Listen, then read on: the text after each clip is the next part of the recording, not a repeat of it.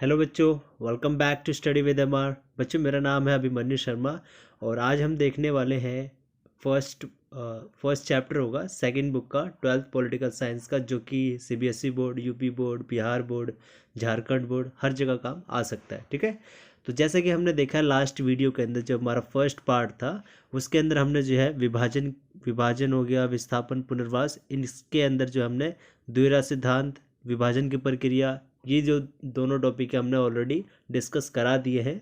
आज की इस वीडियो के अंदर हम डिस्कस करने वाले हैं विभाजन के परिणाम, रजवाड़ों का विलय के अंदर हम डिस्कस करेंगे समस्या, सरकार का नज़रिया।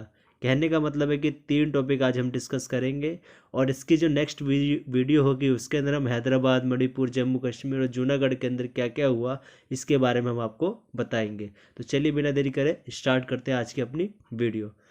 जैसे कि आप लोगों को पता है कि भारत का जो विभाजन है वो 1947 मतलब कि 14 या 15 अगस्त की जो मध्य रात्रि थी उन दोनों के बीच में जो है भारत और पाकिस्तान जो है आज़ाद हुए थे। राइट, जब ये आज़ाद हुए तो उस समय पर भारत के जो नेता लोग थे, जो दिग्गज नेता लोग थे, जैसे नेहरू हो गए, सरदार वल्लभ भाई पटेल हो गए, महात्मा गांधी जी हो गए, और पाकिस्तान की साइड से जैसे मोहम्मद अली जिन्ना हो गए, इन सभी नेताओं को ये तो अंदाज़ा था कि जैसे विभाजन होगा तो इनको बहुत सारी समस्याओं का सामना करना पड़ेगा, परंतु इन लोगों को ये नहीं पता था कि जो समस्याएं हैं वो किस प्रकार की आने वाली है इन दोनों देशों के समक्ष। ठीक है, तो चलिए जहाँ यहाँ पर हम देख लेते, जो हमारा टॉपिक है वो यही है कि जब विभाजन हुआ भारत और पाकिस्तान के बीच में ब्रिटिश इंडिया का, तो कौन कौन सी समस्याओं का जो है इन दोनों देशों को समस्याओं का सामना करना पड़ा। सबसे पहला जो इम्पोर्टेंट समस्या इन लोगों को फेस करना पड़ा वो था सांप्रदायिक दंगे, और सीमा पार से जो आ रही थी वो शरणार्थियों की बाढ़ थी। पहले तो सबसे पहले यहाँ पर आप शब्दों का अर्थ समझिए। सांप्रदायिक दंगे का मतलब होता है धर्म के आधार पर लड़ना। जी हाँ, हिंदू मुस्लिम जो लड़ते रहते हैं ना, उसको एक तरफ से एग्जाम्पल समझ लीजिए। जब हिंदू और मुस्लिम आपस के एक दूसरे के खून के प्यासे हो जाए तो उसको हम बोलेंगे एक तरह के सांप्रदायिक दंगे हो रहे हैं, जैसे कि 1947 के समय पर हुआ भी था। आप चाहे तो गदर मूवी देख सकते हैं, वहाँ पर शुरुआत के जो सीन है वहाँ पर सब कुछ दिखाया गया है कि किस प्रकार से सांप्रदायिक दंगे हो रहे थे। सेकंड, इसी के साथ में जो है मैंने आपको मैंने आपको पहले भी बताया था कि कुछ लोग जो है हिंदुस्तान वाले पाकिस्तान के अंदर रह गए थे और कुछ लोग हिंदुस्तान के अंदर मुस्लिम जो लोग रहे वो रह गए थे। तो दोनों के दोनों जो है ना एक्सचेंज कर रहे थे, एक दूसरे जगह पर जा रहे थे। इससे क्या हो रहा था कि दोनों देशों के अंदर शरणार्थियों की बाढ़ आ रही थी। आई होप कि आप लोगों ने 7th चैप्टर पढ़ा होगा, जिसके अंदर मैंने बता रखा शरणार्थी का क्या मतलब होता है। ठीक है, अब देखिए जरा इसमें होता क्या है कि सांप्रदायिक जो दंगे होने वाले हैं, इससे नेहरू, जिन्ना, जो अन्य नेता हैं, उन लोग काफ़ी जो है हक्का बक्का रह गए। उन लोगों को लगा तो था कि समस्या आएगी, परंतु उन लोगों को ये अंदाज़ा नहीं था कि कितनी बड़ी प्रॉब्लम जो है इसके कारण हो सकती है। ठीक है, और इसके बाद दूसरा जो मेन रहा वो ये रहा कि भारत और पाकिस्तान के बीच में जो है सीमा पार से शरणार्थियों को जो है बाढ़ आने लग गई। और जब भी आप लोगों ने गदर मूवी देखी होगी तो वहाँ पर आप लोगों ने देखा भी होगा कि बहुत ज़्यादा जो है हत्या हो रही थी, लूटपाट हो रहा था, बलात्कार हो रहे थे। आप लोगों को आप देख सकते हो, मूवी बहुत ही गजब है, मतलब सारी चीज़ें जो है सही सही दिखाई गई है। और चलिए आगे देखते हैं सेकंड जो आपका पॉइंट बनेगा इसके अंदर कि विभाजन का जो परिणाम हुआ, कौन सी समस्या उत्पन्न हुई विभाजन के वजह से। तो जो सेकंड समस्या थी वो थी पश्चिमी व पूर्वी पाकिस्तान के बीच की भौगोलिक दूरी। ये मैं भौगोलिक दूरी कहने का क्या मतलब है, आपने जो इंडिया का मैप देखा होगा, फॉर एग्जांपल ऐसा कुछ है, मैं सॉरी बना नहीं पा रहा हूँ सही से अभी। ठीक है, मान लीजिए यहाँ की साइड पाकिस्तान है, ओके, और यहाँ की साइड जो आज के समय बांग्लादेश आप देखते हैं, तो ये जो ये वाला है इसको पहले यहाँ पर पूर्वी पाकिस्तान कहा जाता था और इस वाले हिस्से को बोला जाता था पश्चिमी पाकिस्तान। तो यहाँ पर सेकंड जो प्रॉब्लम आई विभाजन की वजह से वो थी ये पाकिस्तान, पश्चिमी पाकिस्तान और पूर्वी पाकिस्तान के बीच की जो भौगोलिक दूरी थी उसको लेकर के आई। जैसे कि देख सकते हैं कि जो पाकिस्तान है वो 2 क्षेत्रों के अंदर बटा हुआ था, 2 मोटे भागों में बटा हुआ था। एक तरफ था ये पूर्वी पाकिस्तान, इस वाले को बोलते हैं पूर्वी पाकिस्तान, और इस वाले को बोलते थे पश्चिमी पाकिस्तान। ठीक है, पंजाब से जुड़े प्रदेश पश्चिमी पाकिस्तान कहलाए और बंगाल, असम से अलग किए जाने वाले क्षेत्रों को पूर्वी पाकिस्तान का नाम दिया गया। आपसे यहाँ पर क्वेश्चन बन सकता है कि पंजाब से जो जुड़े क्षेत्र थे उसको कौन से नंबर का मतलब कौन सा पाकिस्तान बोला गया, पश्चिमी पाकिस्तान कि पूर्वी पाकिस्तान। ऐसे सवाल जो है आप लोगों से पूछे जा सकते हैं। अगला आपसे ये भी पूछा जा सकता है कि बंगाल और असम से जो अलग किए गए जो क्षेत्र थे वो वाले कौन से जो है पाकिस्तान के अंदर आ सकते हैं। तो कॉमन सेंस लगाइएगा कि बंगाल और असम जो है इस साइड है, ठीक है, और जो पंजाब है वो इस साइड है। तो ऑब्वियस है कि पंजाब जो है पश्चिमी पाकिस्तान के अंदर जाएगा और बंगाल और जो असम है वो पूर्वी पाकिस्तान के अंदर जाएगा। एक चीज़ और बताना चाहूँगा यहाँ पर कि पश्चिमी पाकिस्तान और पूर्वी पाकिस्तान इन दोनों की जो भौगोलिक दूरी थी वो लगभग 1100 किलोमीटर थी, ठीक है। अब चलिए जरा नेक्स्ट पॉइंट देखते हैं। इसके अंदर जो समस्या फेस करने को मिली वो थी देसी रियासतों की समस्या। एक बड़ी खतरनाक समस्या देसी रियासतों की थी जिनका कुल क्षेत्रफल भारत के क्षेत्रफल का लगभग 40% था। जैसे कि आप लोगों को पता भी होगा जब देशी रियासतें जब भारत आज़ाद हुआ तो ब्रिटिश सरकार जो थी उन्होंने तो ये कह दिया कि भारत के साथ साथ जो देसी रियासतें हैं वो भी आज़ाद हो गई हैं कानूनी तौर पर, ठीक है। बट जैसे ये आज़ाद हुई तो ये जो है एक खतरे के रूप में एक समस्या के रूप में जो है भारत के सामने आ खड़ी हुई। देसी रजवाड़ों को इस बात की छूट दी गई थी कि वह चाहे तो स्वतंत्र रहे या पाकिस्तान के साथ मिल जाए या भारत के साथ आ जाए। अभी हम इस टॉपिक के ऊपर आगे भी डिटेल में चर्चा करेंगे। देसी रियासतों की जो समस्या थी ना, ये एक ऐसी समस्या थी कि मानो कि अंग्रेज चाहते ही नहीं थे कि भारत जो है एक यूनाइट कंट्री बन करके रहे। वो ये चाहते थे कि भारत जो है फिर से दोबारा से टूट जाए। तो कहते हैं ना कि जाते जाते पूरा इंतजाम करके जा रहा हूँ मैं सब कुछ, उन्होंने ऐसा ही कुछ कर दिया भारत के लिए, ठीक है। अगली जो प्रॉब्लम आई भारत और ये विभाजन के समस्या के रूप में वो आई थी अल्पसंख्यकों की समस्या। अल्पसंख्यकों की समस्या क्या थी, देखिए क्या है। जैसे कि अल्पसंख्यक का मतलब होता है माइनॉरिटी, ठीक है, जिनकी कम संख्या में जिस क्षेत्र में सबसे कम जनसंख्या वाले लोग हों, मतलब धर्म के आधार पर बोल लीजिए या भाषा के आधार पर बोल लीजिए, तो उनको हम अल्पसंख्यक कहेंगे। जैसे कि पहले ही बताया जा चुका है कि विभाजन का आधार जो है मजहब था, मजहब मतलब धर्म था। इस वजह से पाकिस्तान में हिंदू अल्पसंख्यक बन गए और भारत में मुसलमान जो है अल्पसंख्यक बन गए। पाकिस्तान ने अपने को इस्लामिक घोषित करके यह सिद्ध कर दिया कि अल्पसंख्यकों को इंसाफ नहीं मिलेगा। इस तरह अल्पसंख्यकों को त्रासदी से गुजरना पड़ा। ये वाला पॉइंट थोड़ा याद रखिएगा कि पाकिस्तान ने जो ना अपने आप को एक इस्लामिक स्टेट जो है घोषित कर रखा है और भारत ने अपने आप को सेकुलर एक स्टेट घोषित कर रखा है, मतलब कि भारत ने अपने आप को धर्मनिरपेक्ष घोषित कर रखा है। हालांकि यहाँ पर हिंदू की संख्या ज़्यादा है बट फिर भी हमने धर्मनिरपेक्ष अपने आप को घोषित कर रखा और उन्होंने इस्लामिक जो है अपने आप को घोषित कर रखा है। लेकिन जब विभाजन हुआ था तो उस समय पर जो हिंदू हमारे भाई वहाँ पर रह गए थे उन लोगों को वहाँ के प्रधानमंत्री मोहम्मद अली जिन्ना ने आश्वासन दिया था कि आप लोगों के साथ इंसाफ होगा, आप लोगों के साथ कोई अन्याय नहीं होगा, ठीक है। अब चलिए जरा आपकी पांचवी प्रॉब्लम देख लेते हैं जो कि विभाजन के पश्चात आई थी। वो ये था प्रशासनिक और आर्थिक जो कठिनाइयाँ दोनों देशों को जो है फेस करनी पड़ी थी। वो क्या थी वो देख लीजिए। कैबिनेट मिशन ने यह कहा था कि देश के बंटवारे का मतलब होगा सेना का बंटवारा, प्रशासनिक अधिकारियों का बंटवारा, डाक, तार, टेलीफोन और रेलवे स्टेशनों का बंटवारा ये होगा जो कि अंग्रेजों ने बांटा हुआ था। इससे भारत और पाकिस्तान दोनों की अर्थव्यवस्था जो है डावाडोल हो सकती है क्या, मतलब हो गई थी और वास्तव में ऐसा हुआ भी था, ठीक है। पाकिस्तान के हिस्से में वे प्रदेश गए जहां कपास का 40%, जूट का 85% और गेहूं का 40% जो है उत्पादन हुआ करता था। जबकि उन उत्पादों का इस्तेमाल करने वाली जो मिलें थी वो भारत के अंदर आ गई थी। तो ये देखा जाए तो दोनों तरफ से दोनों ही देशों को जो है नुकसान हुआ था इस विभाजन की वजह से। और ये जो है आपका पांचवा पॉइंट बनता है विभाजन की समस्याओं के अंदर जो उत्पन्न हुई थी। अब चलिए हम आगे आपका जो है अपना नेक्स्ट दिखाते हैं रजवाड़ों का विलय के ऊपर जो टॉपिक है इसमें क्या एक्चुअल में हुआ था। भारत आज़ाद होने से पहले जो है ब्रिटिश इंडिया कहलाया करता था। ब्रिटिश इंडिया के अंदर भारत और पाकिस्तान हुआ करते थे, परंतु भारत के अंदर भी दो हिस्से थे। दो हिस्से कैसे थे, एक तरफ थे भारतीय खुद के प्रांत, दूसरी तरफ से देसी रजवाड़े।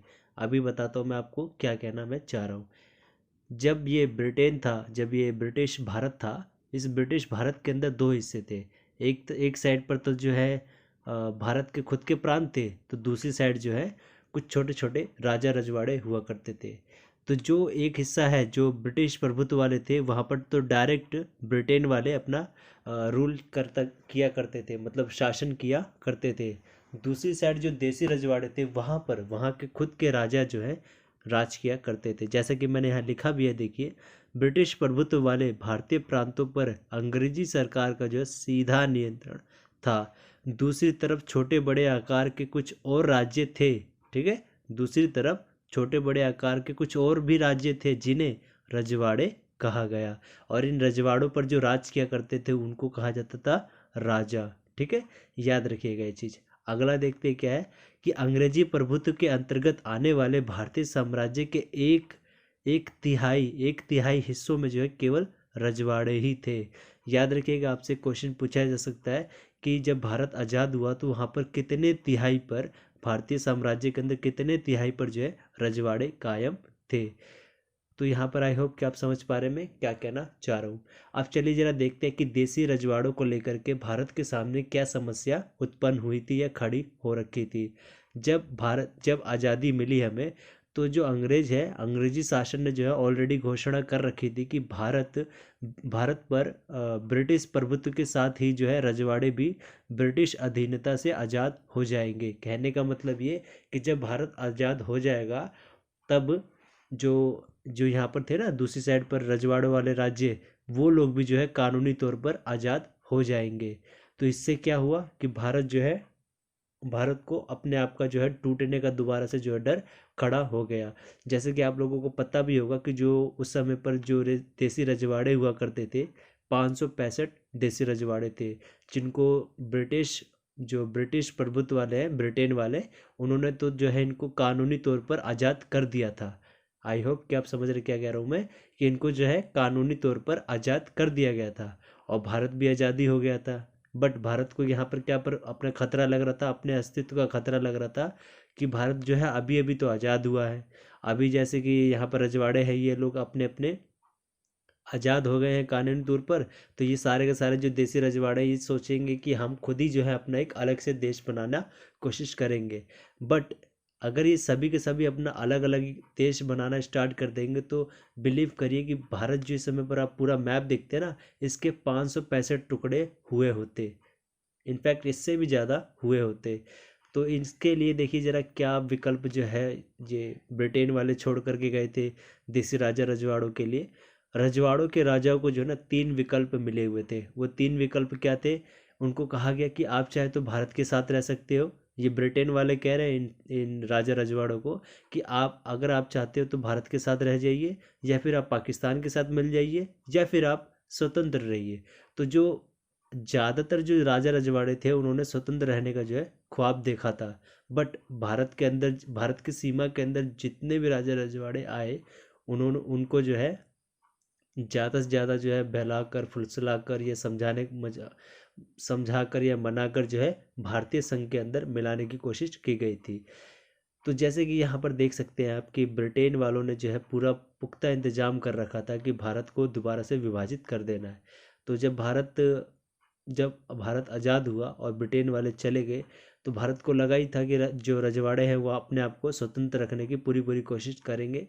और यहाँ पर आप देख भी सकते हैं, जो कि सबसे पहला एग्जाम्पल निकलता भी है, कि सबसे पहले त्रावणकोर के राजा ने अपने राज्य को आज़ाद रखने की जो है घोषणा कर दी थी, और इसके ही जस्ट अगले दिन ही हैदराबाद के निजाम ने भी जो है घोषणा कर दी थी। यहाँ से एक क्वेश्चन बनता है कि त्रावणकोर को इस समय पर कौन सा राज्य जो है कहा जाता है, तो ये केरल कहा जाता है इस राज्य को, याद रखिएगा। अब यहाँ पर आपने जैसे कि देखा कि जो देसी रजवाड़े थे, उन लोगों ने एक सपना देख रखा था कि वो लोग आज़ाद रहेंगे। बट इस आज़ाद रहने के ऊपर भारत सरकार का क्या नज़रिया था इन देसी रजवाड़ों के ऊपर, वो जान लीजिए। छोटे बड़े विभिन्न आकार के देशों में बंट जाने की इस संभावना के विरुद्ध अंतरिम सरकार, जो कि डॉक्टर जवाहरलाल नेहरू जी की, पंडित जवाहरलाल नेहरू की थी, उन्होंने जो है कड़ा रुख अपनाया। कड़ा रुख अपनाने का मतलब उन लोगों को पहले से भी ये डर था कि अगर भारत के जो ये देसी राजा रजवाड़े हैं ये अगर सभी के सभी स्वतंत्र रहने लग गए तो भारत के जो है दोबारा से 565 टुकड़े होने के संभावना है, जिससे कि अंतरिम सरकार जो थी पंडित जी की, उन्होंने जो है इसका जो है कड़ा विरोध किया। ओके, लेकिन जब हम अंतरिम सरकार ने कड़ा रुख अपनाया तो इस कड़े रुख का जो है विरोध कर रही थी कौन? मुस्लिम लीग, जो कि पाकिस्तान की कह सकते हो आप पार्टी है, और इसी पार्टी ने ही जो है 12 सिद्धांत की मांग भी करी थी। तो मुस्लिम लीग जो है उस समय पर अंतरिम सरकार का जो है विरोध कर रही थी। वो कहना चाह रही थी कि रजवाड़ों को अपनी मनमर्जी का जो है रास्ता चुनने के लिए छोड़ देना चाहिए, हमें जो है ना विवश नहीं करना है, उनको छोड़ दीजिए, वो अपने मन मर्जी के मालिक होंगे, जहाँ जिस देश के अंदर वो मिलना चाहते हैं वो उस देश के अंदर मिल जाएंगे, ये उनके ऊपर डिपेंड करता है। ऐसा जो है ये मुस्लिम लीग कह रहे थे उस समय पर। तो रजवाड़ों के जो शासकों को मनाने समझाने में जो है ना सरदार वल्लभ भाई पटेल जी ने जो है ऐतिहासिक भूमिका निभाई है, और ज़्यादा से ज़्यादा जो देसी रजवाड़े थे उन सभी को जो है भारतीय संघ के अंदर मिला लिया उन्होंने। अधिकतर रजवाड़ों के जो शासक थे वो 15 अगस्त 1947 से पहले ही जो है विलय के एक सहमति पत्र पर हस्ताक्षर कर चुके थे।